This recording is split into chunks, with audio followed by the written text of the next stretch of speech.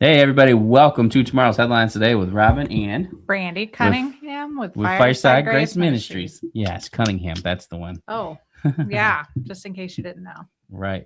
Apparently, I have the banner scrolling across the bottom. I don't like to have that there first thing. But hi, everybody. How's it going? So we're not here to do a Q&A. I am here to do an interview with Brandi about all of the stuff that she's gone through. And it is going to be educational and informative for y'all. So be ready.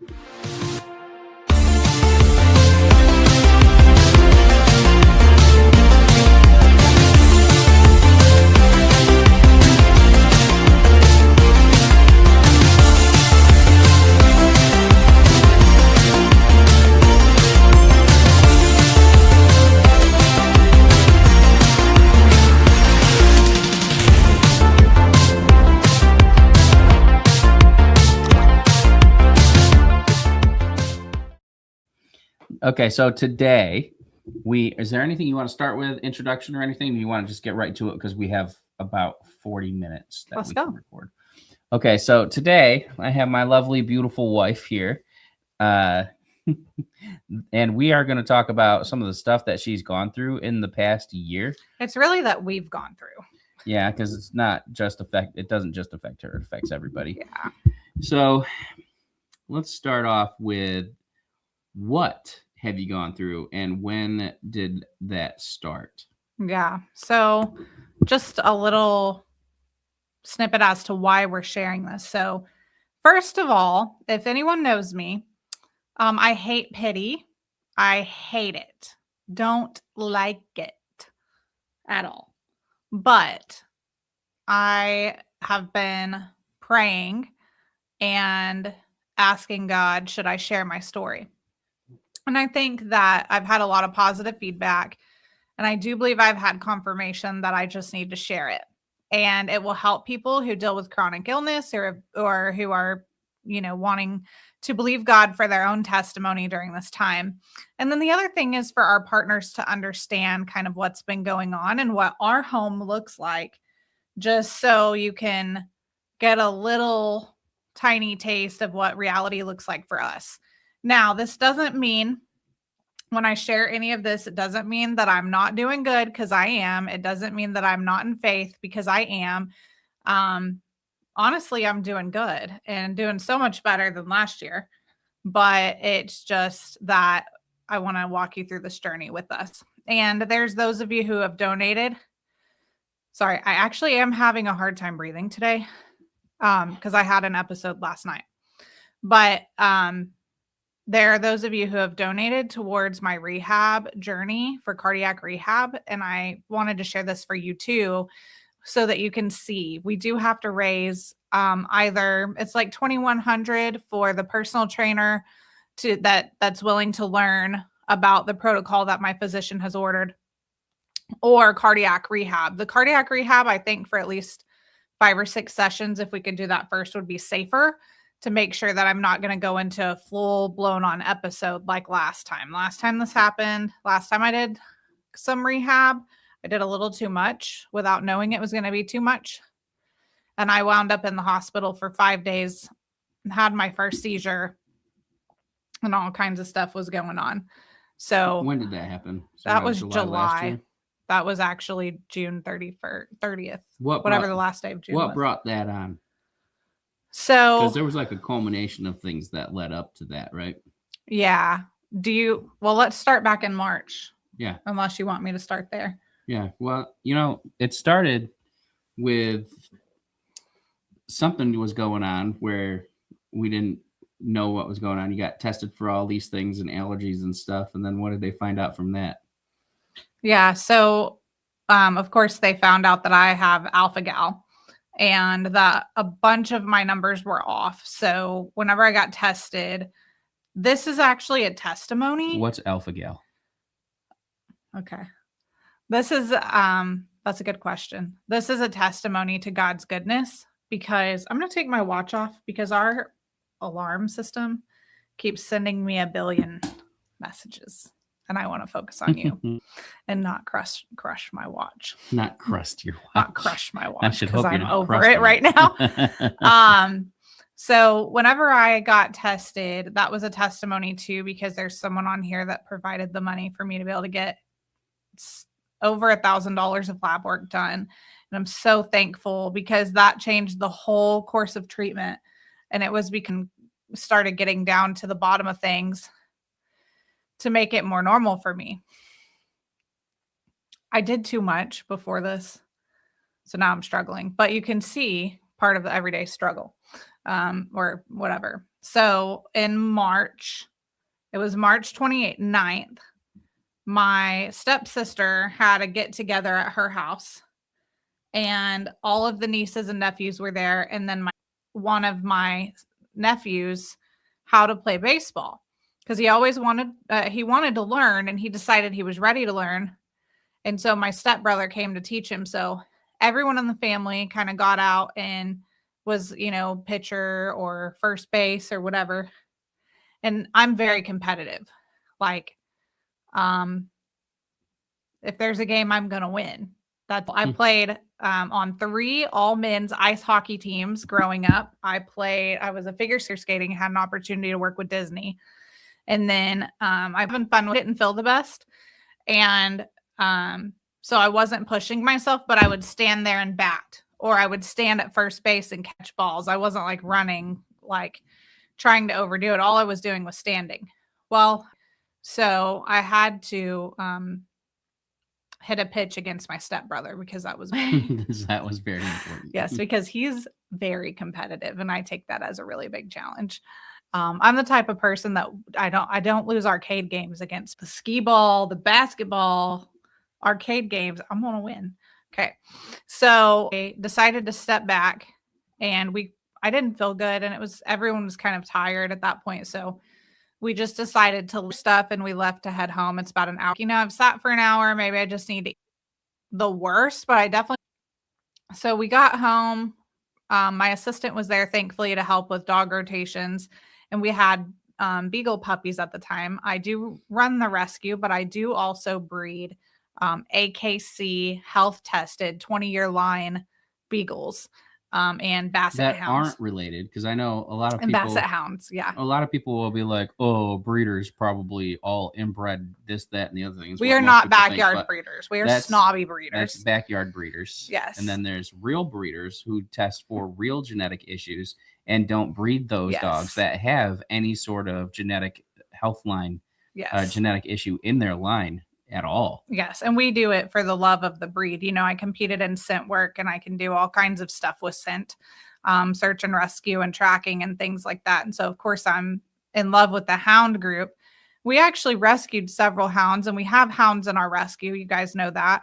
But we kept rescuing beagles that were sick without knowing it. Like our first beagle that we rescued, Betty Lou Verne, she had stage 4 cancer, stage 4 heartworms.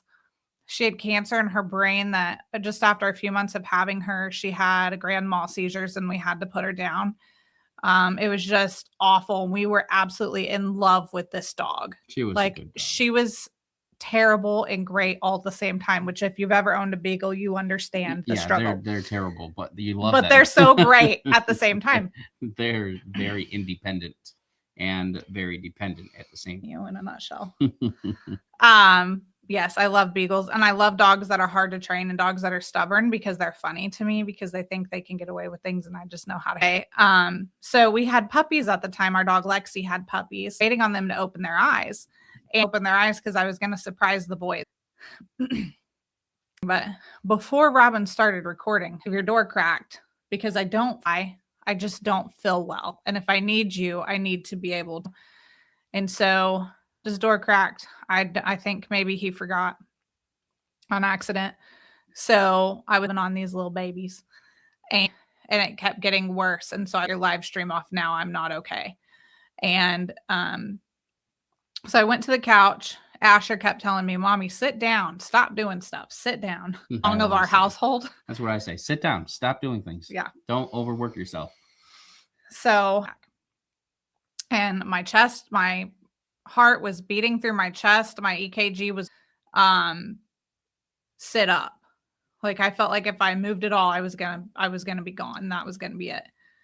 and my head was pounding like it's never pounded before. I felt like everything was just going to explode. My heart, my head, everything. And I could like barely hear them talking, the boys and Robin, but I knew they were talking. So Robin called the ambulance. The paramedics came and they tried to put me on the stretcher, of course, because I was super dizzy and I didn't feel like I could stand. But the boys were like, Mommy, are you going to die? Mommy, are you okay? But I was really calm because I always am calm. I'm just a calm person. And so I was sitting there and I looked at the paramedic stretcher. Also partly because she doesn't like high things and she feels out of control on a stretcher. So she walked out of the house. Yeah, so I just said, look, you're not going to get off if you fall, blah, blah. I'm like, I'm in my house. Like, I'm going to do what I want in my house. So she's not the best patient, but also she is a good patient. No nurse is a good patient. She just doesn't listen to what they have. Sometimes I know better, but I know my body. Mm-hmm. And as an RN that worked in the ICU, I do know quite a bit of stuff. But I walked out because I just wanted to say, look, guys, mommy's walking out. No big deal. It's fine. They calmed down. And tests be really a lot. Thyroid's low. If it's just off by no answers at all. They didn't do a CT that day. They didn't do anything. But I'm telling you, that day my body changed. And, before that, actually, so then I had a series of about 2 to 3 months where I was trying to get into doctors. Thank God one of my best friends is a naturopath. So she had gotten me in right away. And she started all the lab work and things, which was great because she had me test for genetic high cholesterol, which means your diet doesn't affect it. It's just simply genetics. And I tested positive. I had no idea. Who would? It's not something you think to test for. No, you know what I mean? I had no idea, but I have a strong history of cardiac issues in my family. My grandpa's brothers, my great uncles died in their 30s of heart attacks. My dad had a quadruple bypass by 45. And then the women in my family, 3 of them all had strokes early on. So, there's some things there, but I never thought of that. And I eat pretty good and I'm always active. We do stuff all the time. Take it easy.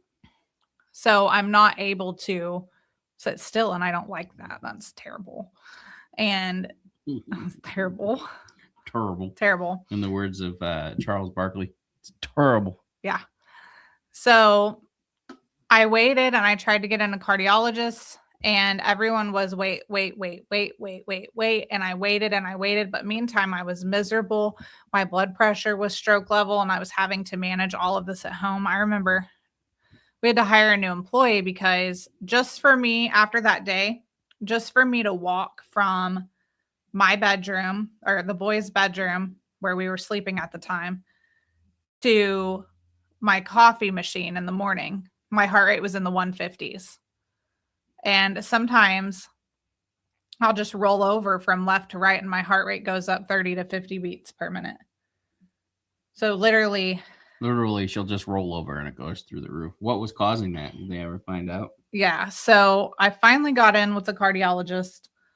But what I was going to say before that was we had just hired another employee because I had to decrease my load. Not only did we rehome and get rid of some of the dogs in the sanctuary, but we also hired more, had more people come on.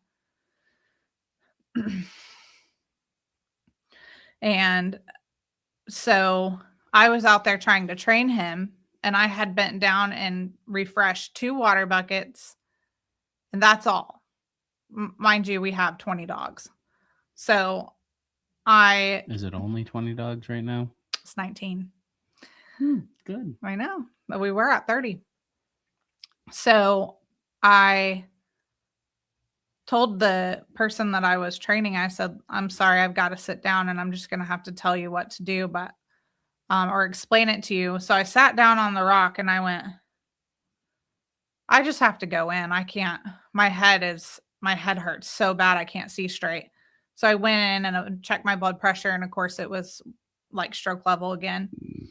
And this happened for months. And this is actually during the time that I was studying for my ultrasound certification to be able to volunteer at pregnancy centers and be able to help be on call for the abortion reversal pill. So now I am able to do that. And I can't be on call yet because I need to know that I'm going to be healthy consistently to be able to be in an on-call position, but I can still work as a nurse, if they need me to take calls or whatever sometimes for that. So that is my goal eventually, is to be able to be on call where they can have an RN that's trained, which I did get that. You guys helped us go. I had a training out of state and I did an online training, and then I passed, thank God, with flying colors through my practice and clinicals, quote unquote, there, and got my ultrasound certification. But during all that, I was just miserable.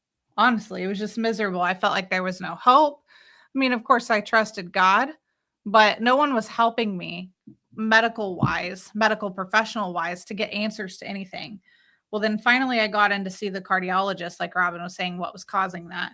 And I had echoes done, all the cardiac tests done.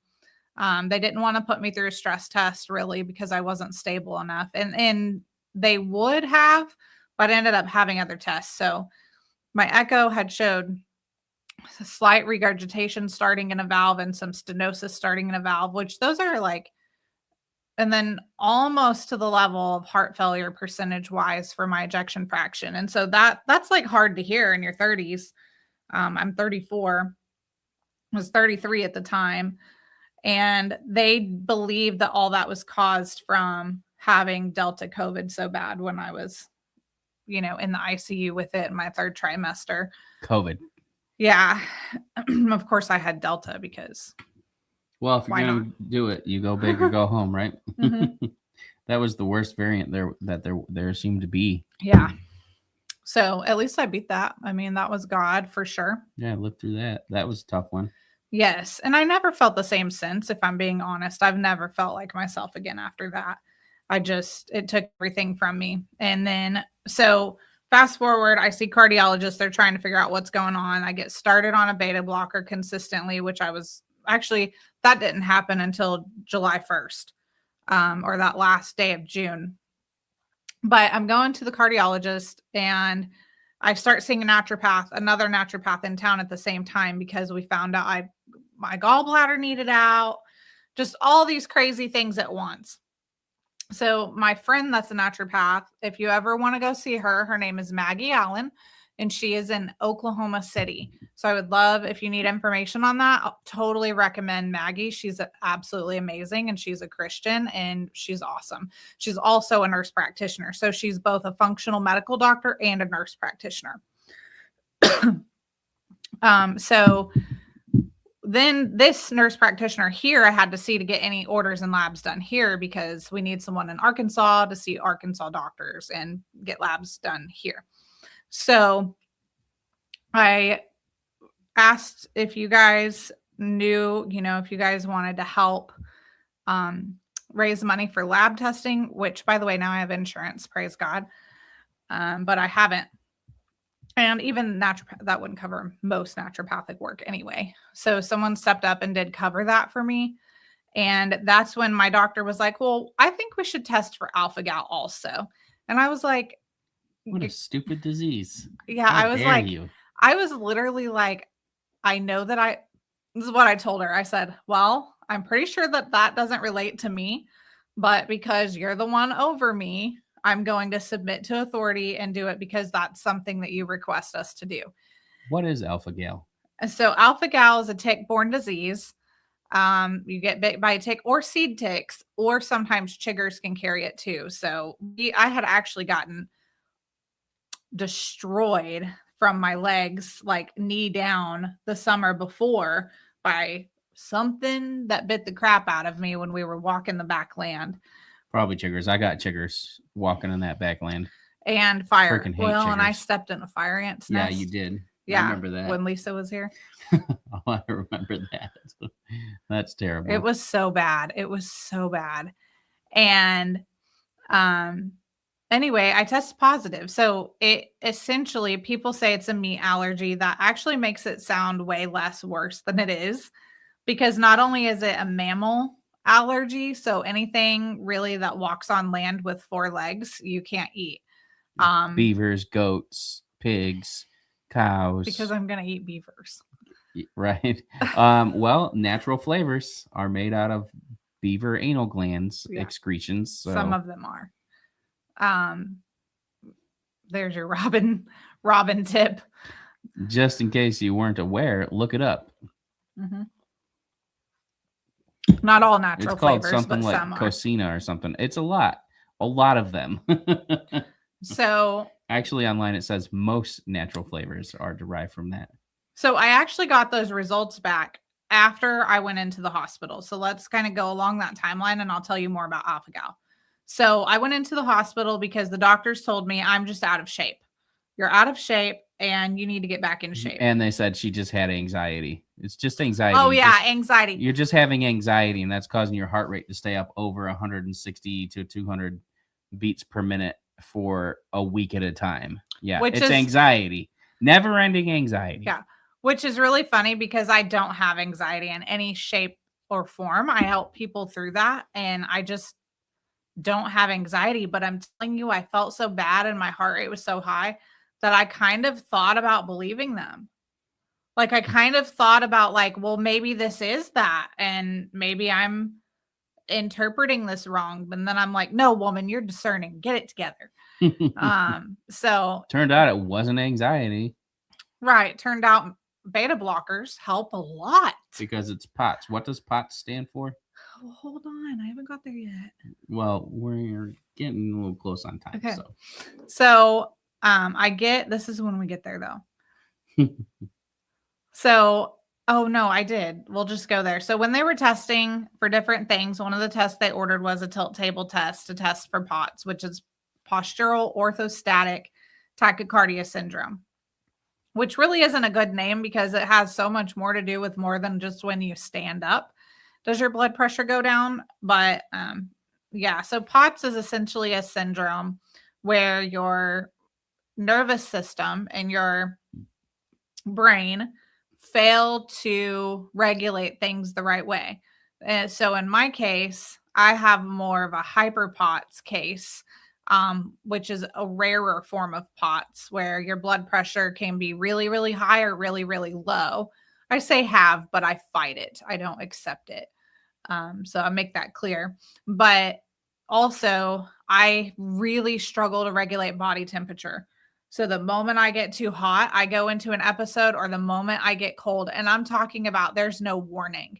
I have to work very hard to constantly keep my body temperature regulated. Oh yeah. Now we keep the house at 75 degrees, which is not ideal for a fat guy like me. You're perfect how you are. Yeah, I'm sure. Also fat and get hot easily. Well, I get do them too. Fat sweats real quick. Well, also, you guys got to know 75 in our house doesn't hold heat or cold very well. So 75 is actually like right by the heater. It's actually more like 69 in most places of the house because I have my little thermostat that I check.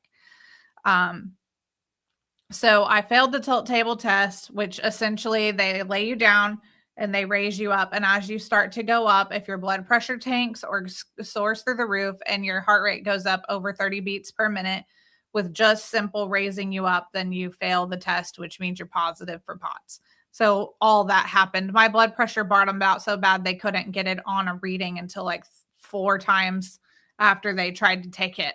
It wouldn't register on the blood pressure cuff. And that was without taking the meds that they also wanted me to take with it. I was like, look, I know that I have it without making it exemplified or worse. So, or that I fight it. So, yeah. Then I saw an electrophysiologist, a cardio electrophysiologist. They got me in and said, okay, you're out of shape. Do this. And I'm like, I'm telling you, I think that's a scary thing because I can't walk from here to here. Mm-hmm. It's funny how doctors just look at you and they're like, oh, well, you're a little bit overweight. So therefore you've got this, this, and this going on. And they don't even bother to actually take the time to see if that's actually true. Like they just assume that my cholesterol is high and my cholesterol is not high. I have great cholesterol. I eat very healthy. We eat very well and I cook a lot. I mean, I cook almost every meal.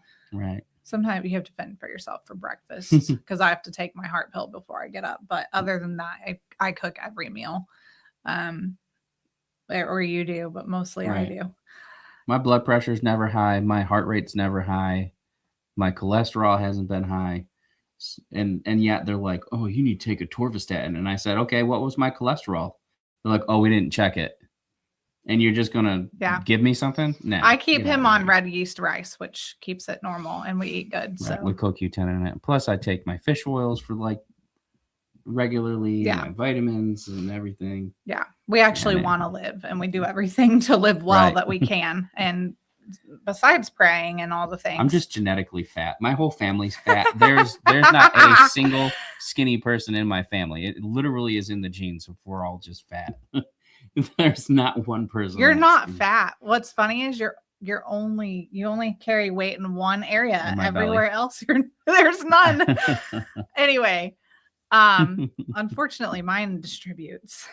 So that's good.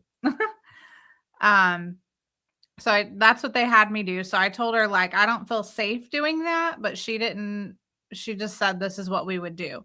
So she gave me the protocol to follow, and she recommended that I start with swimming.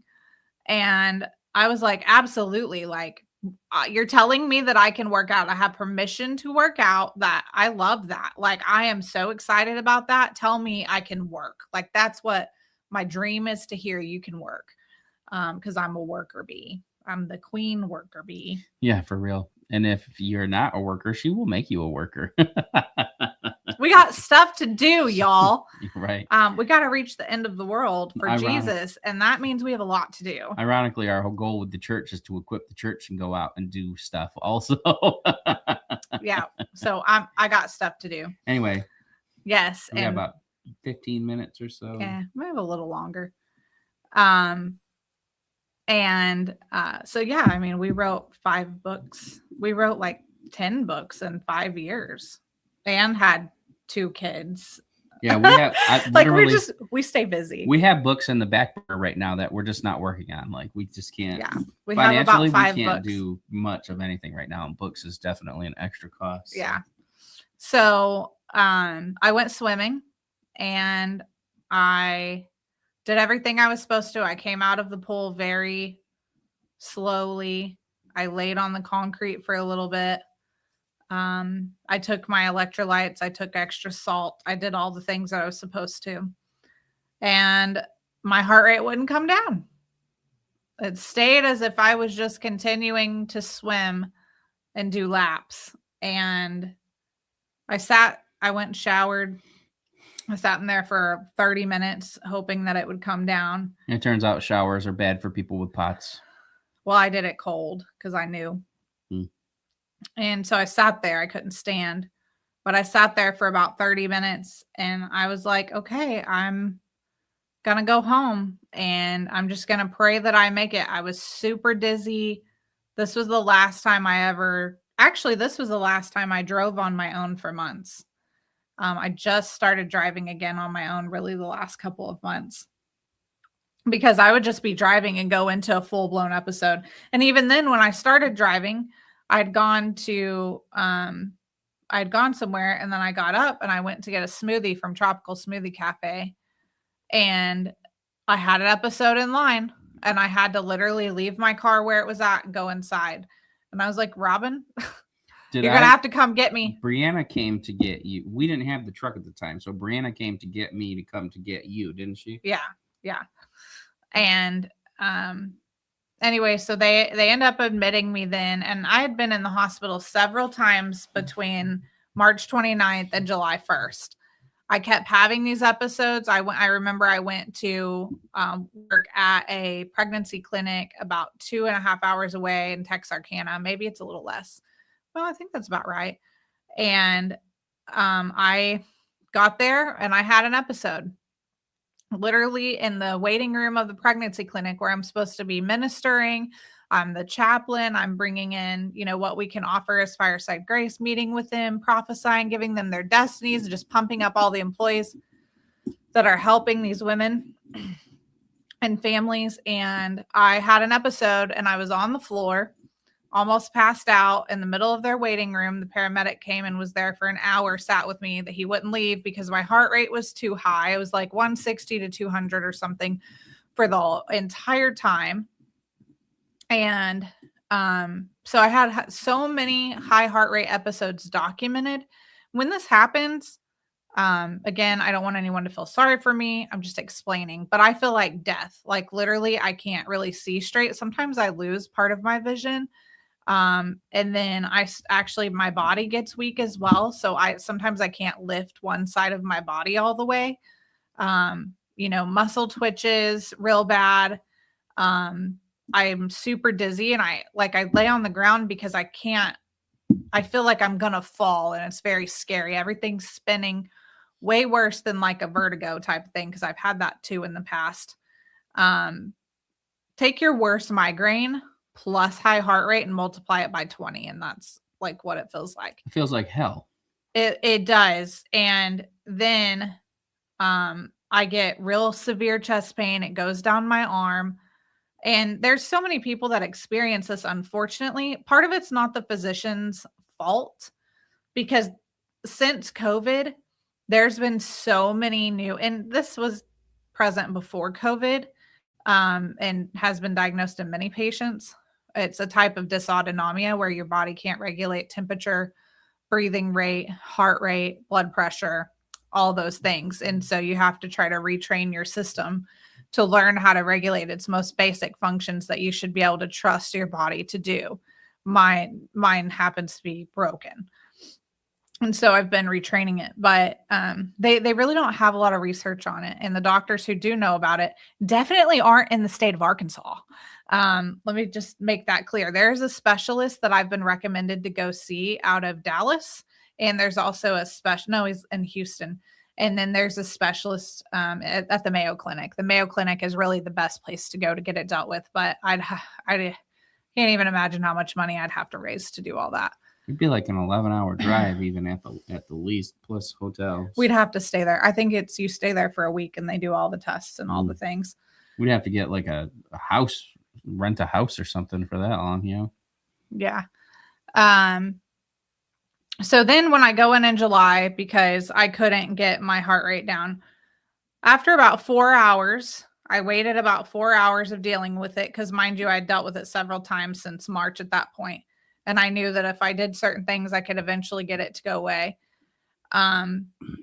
It didn't go away. And then I was concerned about AFib, or about blood clots, because if it stays for so many hours, you're talking blood clots and all kinds of stuff. And so paramedics came. They said I was an AFib at one point, and then so they sent me in, or SVT. I can't remember which one they said. So they sent me in, and thank God. I was like, God, I've been in so many times. I've gotten no answers, and I don't like coming here in the first place. And I'm not looking. I don't even want answers from anyone but you. I said, just make sure I have a doctor that you want me to have.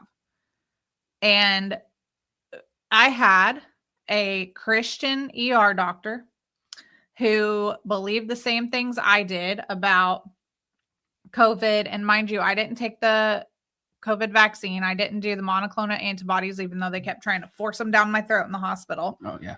Because we found out that all of those were tested on fetal stem cells. So not that they have them in them, but they were tested on it. So yes. And if you know me and how I will be forever and how I've been forever. I'm the same person today, yesterday, and tomorrow. I try to be, I grow and I get better, but I'm extremely stable.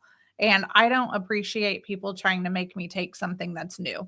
I need research. I need proof. I need to see how this has worked, especially as a nurse. And then they found out that it actually does transfer through the placental membrane or whatever to the baby. And so I the was baby pregnant. would have been affected by it. JoJo. I was in my 3rd trimester with JoJo. And it was designed specifically to attack the baby and stuff too. Not like it was designed to attack the baby, but it would have, because of the nature of what antiviral does. Yes. And so this physician was she actually goes to the same naturopath that I have in town. So we got to talk about that. And then I just said, so God gave me favor with this ER doc.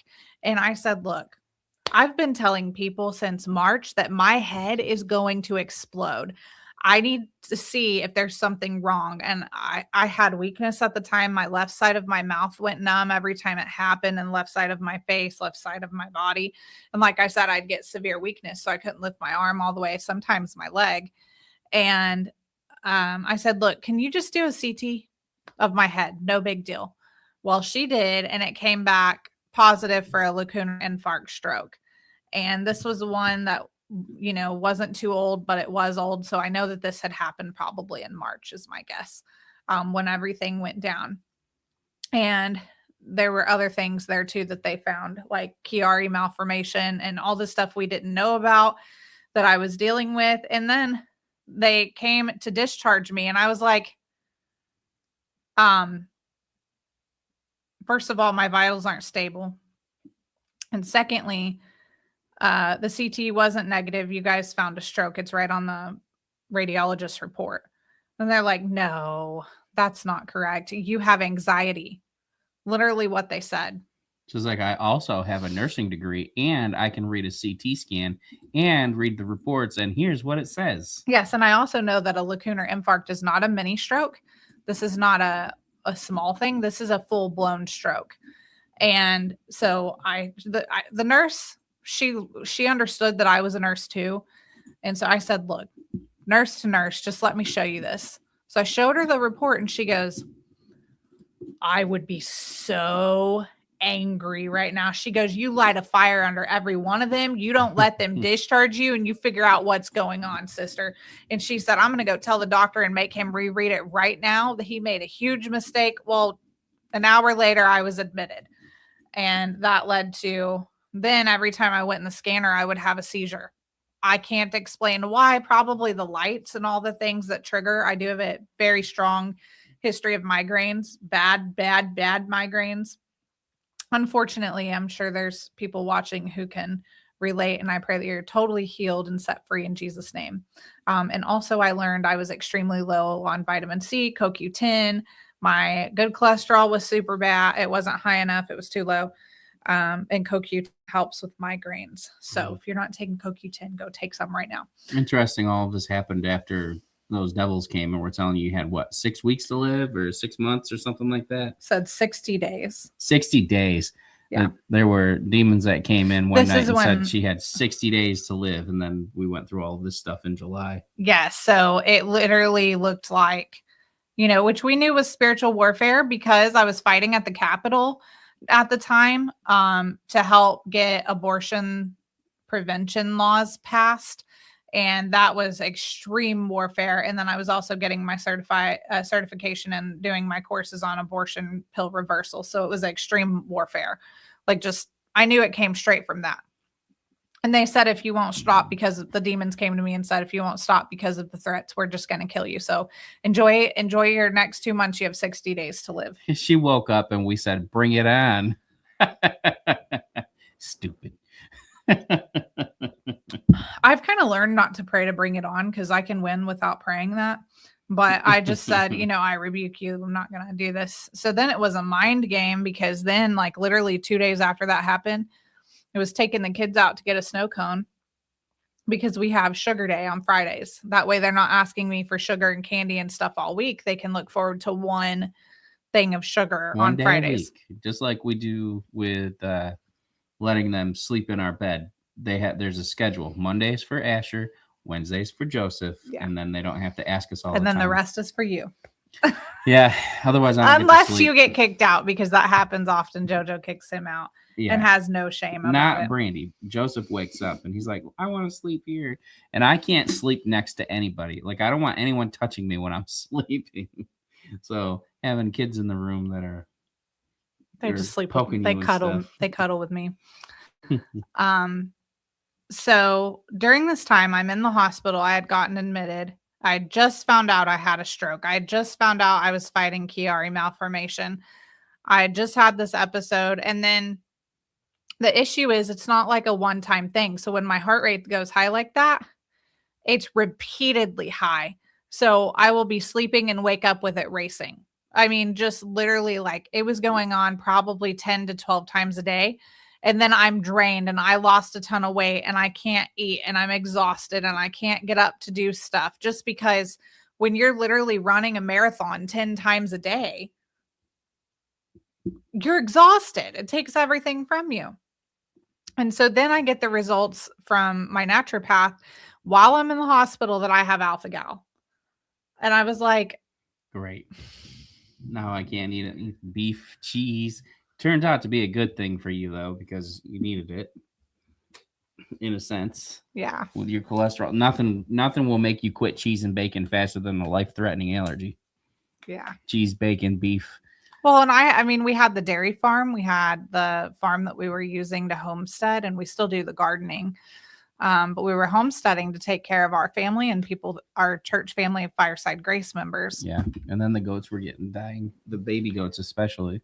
So I was making our cheese and our milk and our desserts and stuff from the goat's milk. You know, we had this little dairy farm started. I had 4 dairy goats that were in the making. So it was definitely a big blow to us. And then not only that, I mean, we had 52 animals, from the dogs to all of our livestock, from cattle to goats to 4 sheep. cows, We had 12 goats, 8 sheep, Yeah. something like that. Yeah.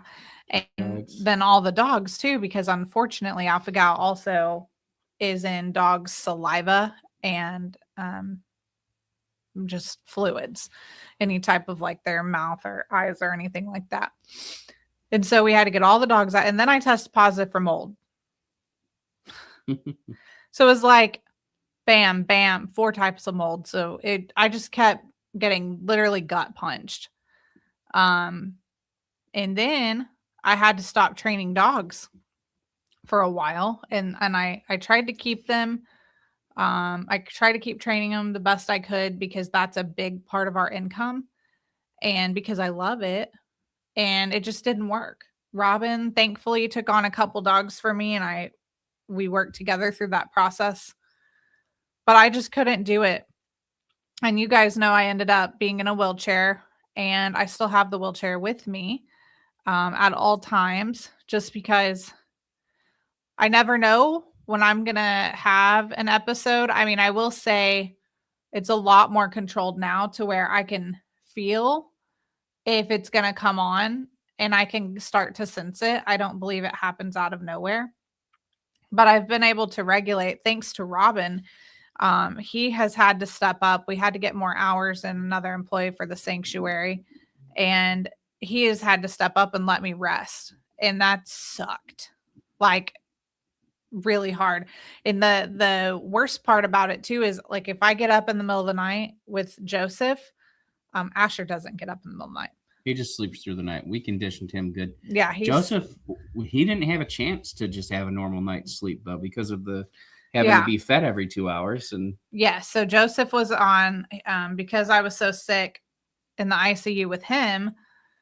He didn't get everything he needed. He was emergency C-section. He came out with medical problems, and so he had laryngomalacia, tracheomalacia, and then he had to have a helmet and just a feeding tube, because he got aspiration pneumonia from his spit, from his own fluids. Every 30 minutes we were jumping up out of bed, and I'm talking violently shaking him, because we thought he was going to die because he was choking so hard. Every 30 to 45 minutes for the first probably 6-7 months of his life. When we finally got the feeding tube in him at 6 weeks, then we were up every 2 to 2.5 hours doing his tube feeding until we got it on continuous, which was months later. But then even when we did that, the tube feeding supplies were $8,000 a month. And his doctor ended up getting to the point where they wouldn't prescribe them anymore, even though he still had the tube, because we weren't willing to vaccinate. And it was just a royal nightmare. That's what threw our systems off. Like, thank God his system pretty stupid that was the stronger doctors than get mine. to discriminate because of your religion. Yes. I think it's very dumb that they get to discriminate because of your religion. And that's what that is. If you don't vaccinate, we won't take care of you. That makes a lot of flipping sense, doesn't it? Mm-hmm. We're trying to protect your kids from getting sick. does your vaccine work or doesn't it work? Yeah. Anyway. And that was part of why I got sick too, was got so sick with Joseph, was because I knew I needed an iron infusion. Well, if you know anything about iron, it carries oxygen through your body. And I had COVID-19. And so I knew that I couldn't oxygenate well enough. This was before. Now I have 2 oxygen machines, thank God. But then I didn't have inhalers. I had nothing, because I'd never dealt with anything like that before. And I couldn't get anyone to, Maggie actually prescribed me an inhaler. And then after that, I couldn't get anyone to prescribe me anything. And, but anyway, I need an iron infusion. The doctor refused to see me to do it, even though my iron was a 4. My ferritin was a 4. And my doctor refused to see me because I had COVID. So she was just going to let me die. That's a whole nother story. We actually shared it on His Glory. I shared it on His Glory with what's her name? Something Olive. Jordan Oliver. Jordan Oliver, yes. Yes, I love her. She's so sweet. We haven't heard from her in a while. I know, I haven't talked to her in a while. She's super sweet though. So Jordan did an interview with me about that whole situation. You can find it on His Glory, or just email me and I'll send you the link. But it was insane. So anyway, long story short, my immune system and everything was just completely out of whack from the pregnancy, and then being in the ICU, having everything taken from me, no one treating me when they should have treated me. And then having Joseph, and then being up with Joseph. Joseph had double pneumonia 5 times before the age of 1. He had surgery with 3 different physicians involved. It was just a royal nightmare. We did feeding therapy 5 to 7 days a week on top of everything we were doing. It was just insane, which totally worth it. So after I get diagnosed with alpha-gal, I come home. We end up having to change a lot of things of our life, but the Lord has helped me kind of settle into a routine. And what life looks like, we're gonna have to wrap up, but what life looks like every day for us now is I get up. Robin gets up with the kids in the morning because I have to take my heart pill. So he helps rotate the dogs in the morning because I can't, which is awful and frustrating as a wife and someone that's always been competitive, strong, independent, and not wanting to put a burden on my husband to say. But I take my heart medication and then I sit there for an hour before I can even go to the bathroom, or my heart rate will be 150 to 200 just getting up to go to the bathroom. And then I take my blood pressure. I have to drink electrolytes if it's a certain number. And then I can sit for a little while, and then I can start getting ready for my day. I still can't wash my hair on my own because when I get in the shower or bath, my heart rate goes so high that I basically pass out. So, that's been an extra expense because I have to have someone wash my hair. So whether that's, and I can do it like I did it the other day. I took my meds and it took me almost 4 hours to shower, wash my hair, and blow dry it because I have to sit. I can't stand very long. And even when I'm standing to teach, I have on compression garments, and I have an electric sock that will actually pump blood back up to my heart, but I have to condition myself to be prepared to stand up to teach, which thankfully God's helped me do that a lot. But then I just lay down after I teach and put my feet up, and I use my oxygen to get back to where I need to be at baseline. But then, I'll have to sit down again when it's time to take my meds at 2:30 or 3. I sit down every day for an hour, put my feet up. I use my oxygen. Like yesterday, I thought we were having a great day. I woke up, I felt good. I took the boys out to run errands and make them happy, and got back and was doing okay. So then I worked ministry for a while. I ran errands that we needed to run for the household and for stuff I needed to get for Etsy. And then I came home and I was like, okay, I'm tired, but I still have to get stuff done. So instead of stopping, which I should have done, but I wouldn't have met my deadline for things that needed to get done last night, I had to have things shipped. We come up to the church to record, and then I go to UPS and ship things for Etsy and just get stuff done. And then by the time we get home, I told Robin, I'm like, I can't do anything. I can't. And so he let me rest. I was going to do the dogs. He let me rest and did them. And I made the mistake of trying to take a bath, and I wanted to wash my hair because it's actually dirty right now, believe it or not. And I'm sure you believe it. It looks dirty. No, it doesn't. It looks great. That's good. So I got in the bath and I felt like I was going to pass out. So the thing with the bath is the temperature and the pressure change. I had it a little warm, which normally I take cold because of it, but I was freezing. I started to not be able to regulate my temperature, so I wanted to get warm. Well, unfortunately, I don't have that luxury.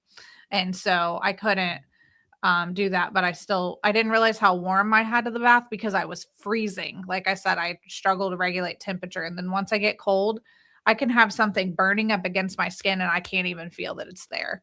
And it takes usually 3 to 4 hours to come out of. So I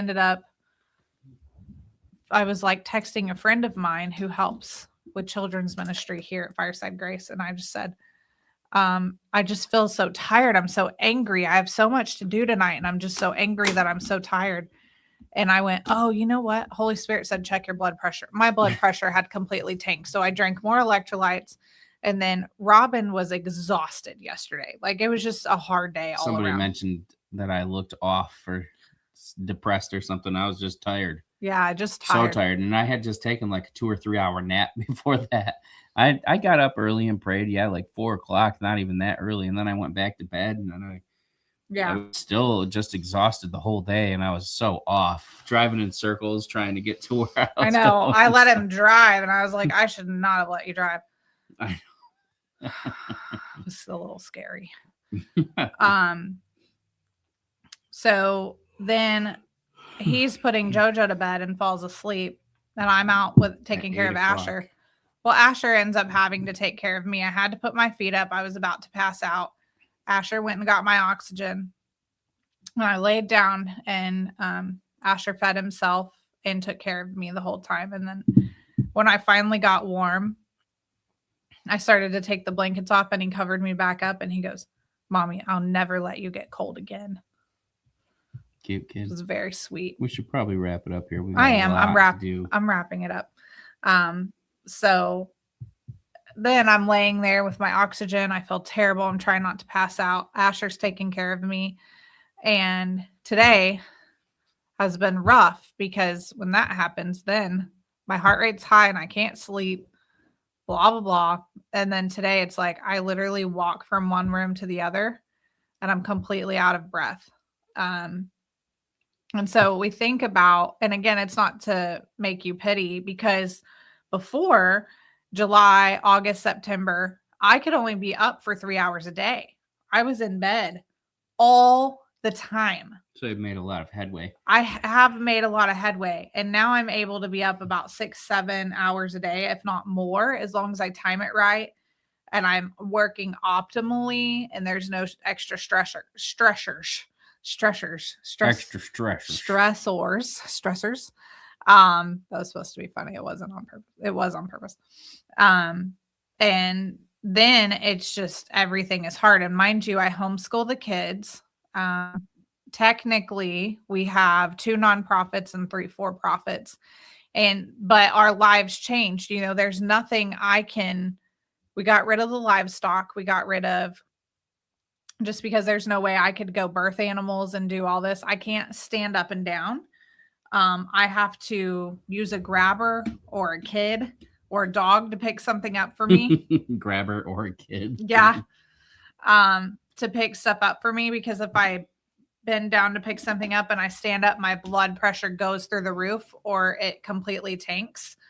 And that's really affected me being able to take care of the dogs because I bend down, get their water buckets out, wash their water buckets, fill it back up, put it back in, pick the dog up to put them in the crate, put them out. You know, it's a lot of bending and then carrying any type of weight at all completely depletes my system and sends my heart rate through the roof. So now they've ordered more conditioning and cardiac rehab.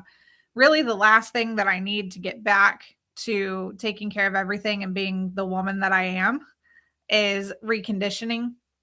They think I'm at a safe place now to do that I've made a lot of progress. By the way, I brought my cholesterol down 40%. I brought my Inflammation markers were through the roof. I brought those down 40%.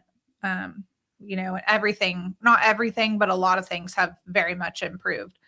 So I've gotten better, but now I need to go through cardiac rehab, and that's going to be about $5,000 just to do part of it.